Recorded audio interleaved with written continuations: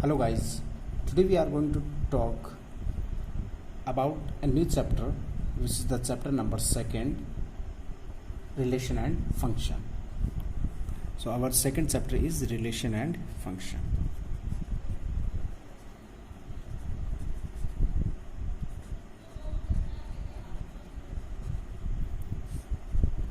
This is the very most important chapter. View of the exam point, view of the marks weightage, and it is also included with the most of the chapter in the 11th standard 12th standard. Basically 11th standard के 3 और 4 chapter ऐसे हैं जो इस chapter से belong करते हैं, और 12th स्टैंडर्ड में कम से कम यूँ मान लो कि 7 या फिर 8 ऐसे चैप्टर हैं जो इस चैप्टर से रिलेटेड होंगे। तो मीन्स अपन यूँ कहें एक्सट्रीमली कि ये जो चैप्टर वो काफ़ी सारे चैप्टर्स के लिए एक रूट चैप्टर का वर्क करता है। तो हमें इसको बहुत ही अच्छे से समझना है, हर एक चीज़ को क्लियरली, डीपली और बहुत ही ब्रॉड लेवल पे एक्सप्लेनेशन के साथ में इसको समझना है। अब देखो, इसमें जो सबसे पहला जो पॉइंट आता है, अपन डिस्कस करेंगे रिलेशन क्या होता है, फंक्शन क्या होता है, लेकिन जो चैप्टर का जो सबसे पहला टॉपिक है वो है आपके पास कार्टेशियन प्रोडक्ट।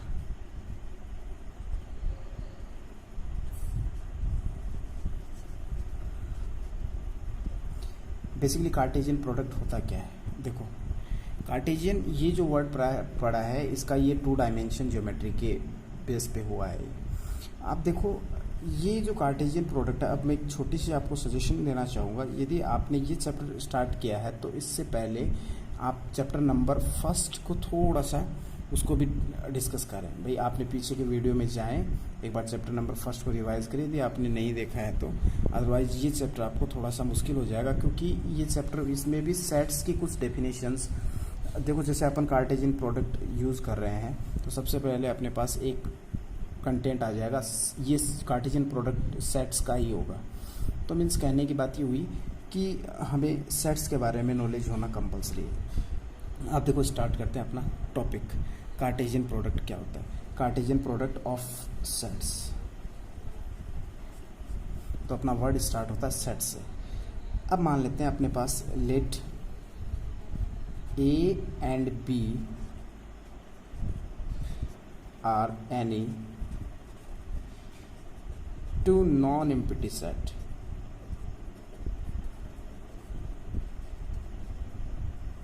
मीन्स मैं कंसिडर कर रहा हूँ A और B दो कोई सेट हैं जो नॉन एम्प्टी सेट है। नॉन एम्प्टी सेट का मतलब ये हुआ कि एटलीस्ट उनमें कोई ना कोई एक एलिमेंट बिलोंग करता है। मैं ये मान लेता हूँ A अपने पास है कोई सेट है 1 2 3 and B is the another set 3 4 and 5। ठीक है, तो इनके कार्टेशियन प्रोडक्ट का मतलब होगा A क्रॉस B। कार्टेशियन का मीनिंग समझेंगे अपन। कार्टेशियन का मीनिंग क्या है यहाँ पे? अब देखो, A क्रॉस B। अब देखो, इसको एक्सप्लेन करता हूँ। ये मान लेते हैं अपना सेट है A और ये अपना सेट है B। A में एलिमेंट है 1 2 3 एंड देयर आर 3 4 एंड 5। ठीक है, यहाँ तक ये सेट्स है अपने पास। अब हमें A सेट का कार्टेशियन प्रोडक्ट कैलकुलेट करना B के साथ में। इसका मतलब ये हुआ कि each element of set A will be connected with the set B। तो A क्रॉस B को अपन लिखेंगे 1 3 1 and 3, then 1 4, then 1 5। क्लियर है यहाँ तक? अब आगे समझे इसको। ये हुआ A क्रॉस B 1 के साथ में। अब 2 के साथ में बात करें 2 4। ठीक है, यहाँ तक। अगला आएगा आपके पास 2 3 रह गया, 2 3। नेक्स्ट 2 5। 3 के साथ बात करें, देखो 2 भी कनेक्ट हो गया सभी के साथ में। अब बात करते हैं 3 की, तो 3 4 एंड 5। तो 3 3 3 4 एंड 3 5। ये हुआ Cartesian product of set A and set B। अब ये जो बनता है ये एक पेयर होता है, इसको बोलते हैं ऑर्डर्ड पेयर। ऑर्डर्ड पेयर, ठीक है। ऑर्डर्ड पेयर का, अब इसको ऑर्डर्ड पेयर क्यों कहते हैं, क्योंकि एक पेयर है और एक ऑर्डर में है। ऑर्डर का मतलब ये एक सीक्वेंस में है। सीक्वेंस किस टाइप का है, इसमें देखो ये जो हर पेयर का फर्स्ट एलिमेंट है, the first element of each and every pair belongs to set A. देखो 1 1 1 ये सेट ए से बिलोंग करता है, तो इसको मैथमेटिकली अपन इसको ऐसे लिख सकते हैं, A cross B is equals to, ये कोई सेट होगा, मैं सेट बोल देता हूँ x, y, where x belongs to a and y belongs to b। समझ गए होंगे बात यहाँ तक। अब देखो मैं यदि इसको b क्रॉस a यूज लूँ, b क्रॉस a, तो b क्रॉस a में क्या सीन बनेगा, अपना बनेगा y, x, ठीक है, where x belongs to a and y belongs to b। इसका मतलब हुआ y b में बिलोंग करता है और x a में बिलोंग करता है। तो फर्स्ट एलिमेंट फर्स्ट सेट का होगा और सेकंड एलिमेंट सेकंड सेट का होगा। क्लियर है यहाँ तक। अब इसकी कुछ और एग्जांपल्स अपने इसको सिंप्लीफाई करते हैं। कुछ एनसीईआरटी में किस टाइप से दे रखा है हम उसको भी डिस्कस करते हैं। अब देखो एनसीईआरटी में अपने को ये जो कार्टेशियन प्रोडक्ट है, मान लिया कि ए अपना क्या सेट था 1 2 एंड 3 और बी सेट था अपने पास 3 4 5, ठीक है यहाँ तक। तो एनसीईआरटी किस चीज़ को प्रेफर करती है, एनसीईआरटी में कुछ इस टाइप से दे रखा है, ये मान लेते हैं एक्स एक्सिस और ये वाई एक्सिस, ऐसे थोड़ा बड़ा ले लिया, ये हो गया 1 2 3 और यहाँ पे ले लेते हैं 1 2 3 4 5, ठीक है यहाँ तक। तो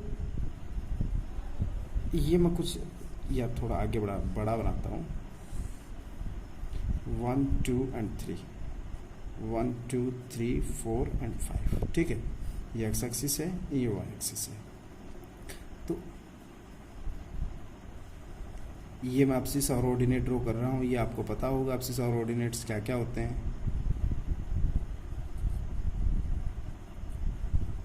अब देखो ये 1 2 3 1 2 3 4 5। अब हमें प्रोडक्ट करवाना है 1 2 3 का 3 4 5 के साथ में, तो एक तो ये मिलेगा 3 1 3, तो पहला तो ये हो गया 1 3।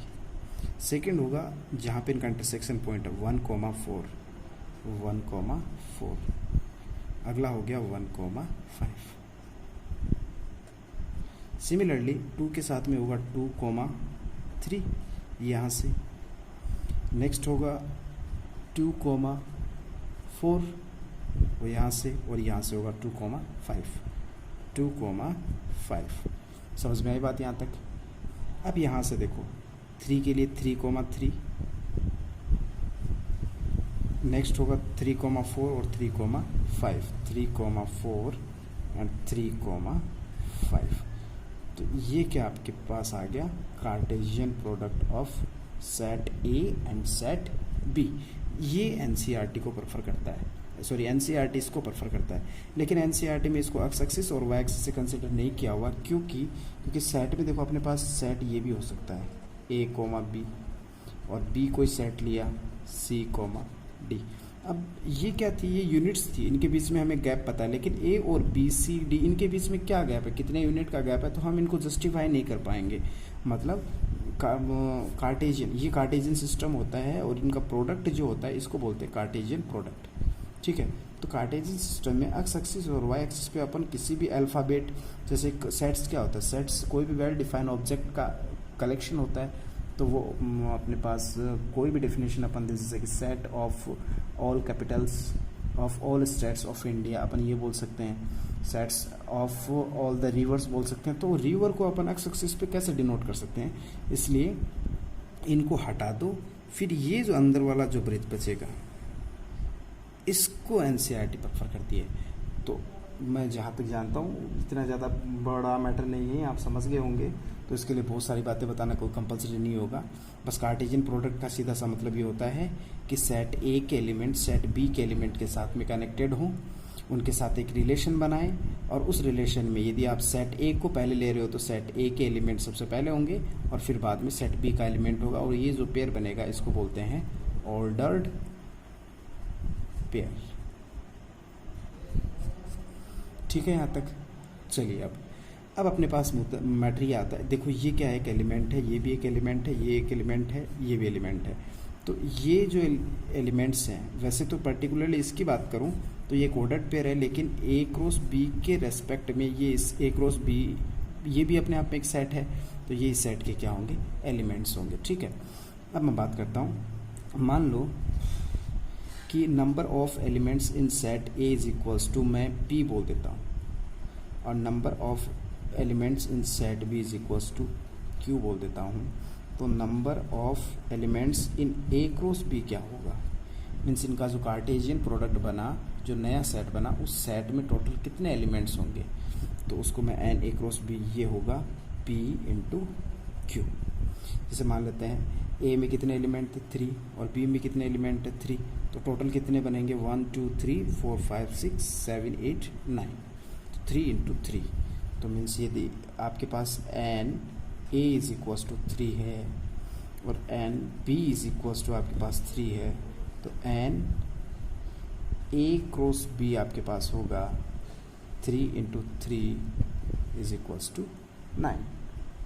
ये आपका ऑर्डर्ड पेयर है, कार्टेशियन प्रोडक्ट में elements, number of the elements हुआ। अब हम इसकी कुछ बेसिक प्रॉपर्टीज हैं उनको डिस्कस करते हैं। देखो, प्रॉपर्टी डिस्कस करने से पहले मैं इसकी डेफिनेशन एक्सप्लेन करता हूँ। डेफिनेशन क्या होगी, मान लो कि अपने पास कोई दो सेट दे रखे हैं, let A and B are any two non empty sets,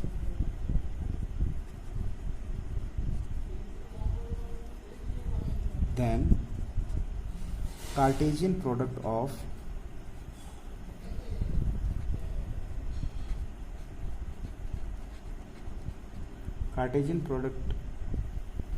P cross A cross B is set of all elements, sets of all elements नहीं, एलिमेंट तो बाद में मिलेंगे, all ordered pair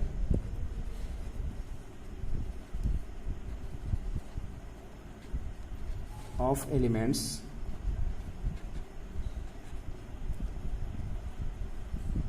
from A and B. और इसका mathematical representation मैंने आपको बताया है, ए क्रॉस बी क्या होगा, x, y such that x belongs to A and y belongs to B। देखो एक्सप्लेन कर रहा हूँ, A और B कोई दो नॉन एम्प्टी सेट हैं, तो इनका जो Cartesian product A cross B होगा, वो सेट एक सेट होगा सभी ऑर्डर्ड पेयर का जो कि A से B में बिलोंग करते हैं। बात समझ में आ गई यहाँ तक? अब इसकी प्रॉपर्टीज पे डिस्कस करते हैं। प्रॉपर्टीज और ऑब्जर्वेशंस। प्रॉपर्टीज क्या क्या होंगी या फिर ऑब्जर्वेशंस क्या क्या होंगे। फर्स्ट जो एनसीईआरटी की जो प्रॉपर्टी है या फिर किसी भी बुक की प्रॉपर्टी हो, चाहे वो सभी सेम ही रहेंगी। देखो, if two ordered pairs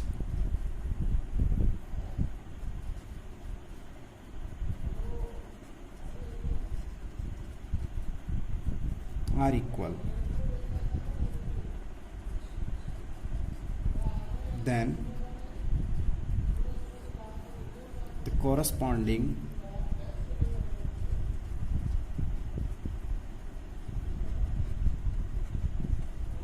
elements will be equal to each other। इसका मीनिंग क्या निकला, मान लो कि एक्स वाई एक कोई ऑर्डर्ड पेयर है, ये ए कोमा बी के इक्वल है, इसका मतलब इसका फर्स्ट एलिमेंट इसके फर्स्ट एलिमेंट के इक्वल होगा, मतलब x is equals to a होगा, and second element will be equals to second element, y is equals to क्या होगा, b। ये कभी कभी क्वेश्चन पूछा जा सकता है छोटा सा 1 मार्क्स का, जैसे y इज इक्वल्स टू 1,3 दे दिया तो x और y क्या होंगे, तो यहाँ से अपन जस्टिफाई कर सकते हैं x इज इक्वल्स टू 1 होगा और y इज इक्वल्स टू 3 होगा। क्लियर बात यहाँ तक। अब चलते हैं सेकेंड प्रॉपर्टी और ऑब्जर्वेशन पे। सेकेंड ऑब्जर्वेशन जो है वो ये है, वो ये मैं क्लियर कर चुका हूँ। मान लेते हैं if number of element in set A is equals to p है and number of elements in set b is equals to q है, the number of elements in a cross b is equals to आपके पास होगा p into q। मान लेता हूँ N A is equals to आपके पास 5 दे रखा है और N B is equals to आपके पास मान लेते हैं 10 दे रखा है, तो एन ए क्रॉस बी आपके पास रिजल्ट आएगा 5 into 10 is equals to 50। Clear है यहाँ तक। चलिए अब चलते हैं नेक्स्ट पे। नेक्स्ट अपने पास थर्ड प्रॉपर्टी ये रहती है, मान लो if A and B are two sets, either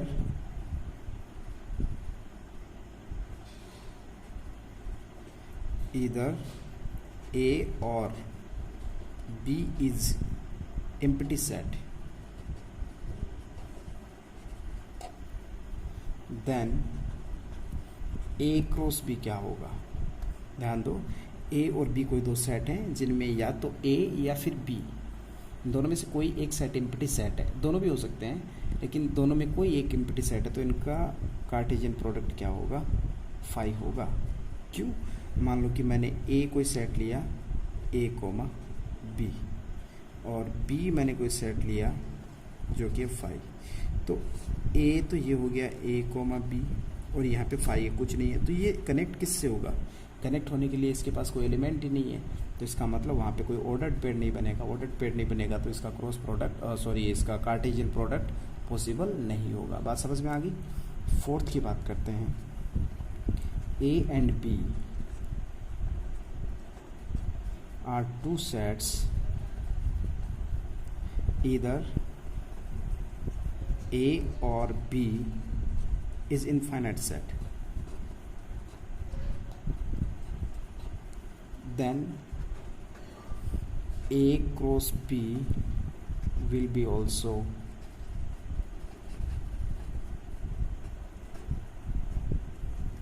infinite.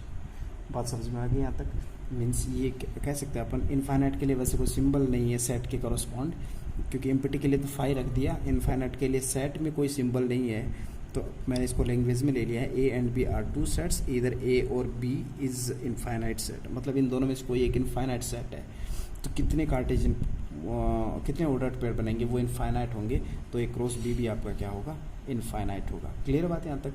अब नेक्स्ट फिफ्थ की बात करते हैं। नेक्स्ट ऑब्जर्वेशन आता है ऑर्डर ट्रिपलेट। ठीक है, ऑर्डर ट्रिपलेट का मतलब क्या हुआ कि अभी अपन ने कैलकुलेट किया है ए क्रॉस बी और इसको मैं थर्ड सेट सी के साथ मल्टीप्लाई कर दूं तो एक ट्रिपलेट बनता है, एक ऑर्डर में होता है, तो ये एक ऑर्डर ट्रिपलेट होता है। और इसको डिफाइन करने के लिए अपन बोल सकते हैं A cross B cross C is equals to x comma y comma z. ये एक ऑर्डर ट्रिपलेट बना है in which x belongs to A, y belongs to B and z belongs to c। मतलब फर्स्ट एलिमेंट फर्स्ट सेट से होगा, second element second set से होगा और थर्ड एलिमेंट थर्ड सेट से होगा। क्लियर है यहाँ तक। तो ये इसकी बेसिक प्रॉपर्टीज़ थी और एनसीईआरटी में ये ए क्रॉस ए से डिनोट किया गया है, जिसमें बोल सकता हूँ एक्स कॉमा एक्स बोल सकते हैं, वेयर एक्स बिलोंग्स टू ए। इनमें उनमें कोई ज़्यादा डिफरेंस नहीं है, दोनों सेम ही है, बस आप जैसे भी समझें क्लियर करें। ठीक है यहाँ तक। अब देखो अपन इसके कुछ एग्जांपल्स हैं, स्टेप बाय स्टेप वो स्टार्ट कर सकते हैं। So before that pause the video and note it down. अब देखो अपन स्टार्ट कर रहे हैं एग्जाम्पल्स ऑफ एक्सरसाइज 2.1। इसका जो फर्स्ट एग्जाम्पल है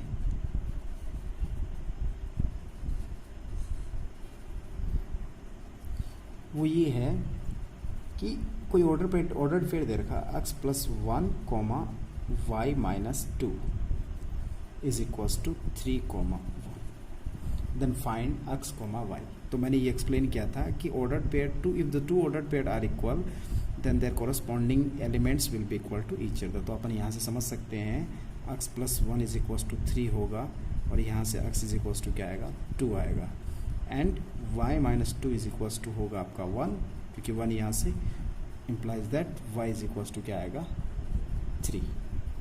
बात समझ में आई यहाँ तक? बहुत सिंपल सा एग्जाम्पल था। एग्जाम्पल नंबर सेकंड एग्जाम्पल अपने पास दे रखा है p is equals to a b and c, q is equals to r। हमें क्या क्या फॉर्म करना है? फॉर्म p क्रॉस q आप खुद से कर पाओगे, q क्रॉस p आप खुद से करो, फिर आंसर मैच करना। p क्रॉस q अपना होगा एक r के साथ में a comma r, then b comma r and then c comma r। बात समझ में आई? और q क्रॉस p होगा r comma a, r comma b, r comma c। Means इनका ऑर्डर चेंज कर दो बस। क्लियर है? अब चलते हैं एग्जाम्पल नंबर थर्ड एग्जाम्पल देखो अपने पास दे रखा है 1 2 3, b इज इक्वल्स टू आपके पास दे रखा 3 comma 4 and c is equals to आपके पास दे रखा 4 5 एंड 6। ठीक है यहाँ तक? अब हमें क्या क्या फाइंड आउट करना है? पहले हमें फाइंड आउट करना है a cross b intersection c। तो पहले तो हम कैलकुलेट करते हैं। देखो यहाँ से a आपके पास क्या हो गया 1 2 3, ठीक है। b cross intersection c, b और c का इंटरसेक्शन, इनमें कॉमन क्या है 4 है, तो ये आ गया 4। तो फाइनली रिजल्ट क्या आएगा? देखो आपके पास 1 4 2 4 एंड 3 4। ठीक है यहाँ तक? सेकंड जो दे रखा है a cross b intersection with a cross c। चलिए देखो a क्रॉस b का मतलब क्या होगा 1 3 1 3 1 4, पेयर बनाते जाओ बस, 2 3 2 4 3 3 3 4।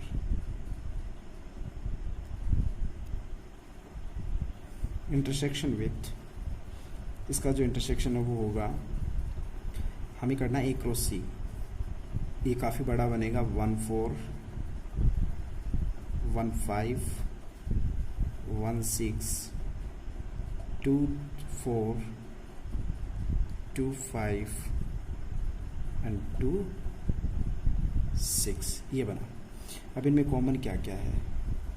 देखो इनमें कॉमन है 1 3, इनमें इंटरसेक्शन का मतलब जो कॉमन है 1 3 कहीं पर भी नहीं है, 1 4 ये रहा, तो इसका रिजल्ट आएगा, एक तो आ गया 1 4, फिर 2 3 है क्या इसमें, 2 3 इसमें है लेकिन इसमें नहीं है, 2 4 दोनों में कॉमन है, 2 4 आ गया, 3 3 दोनों में नहीं है, 3 4 भी दोनों में नहीं है। इसका मतलब ये इसका क्या हुआ रिजल्ट। 3 4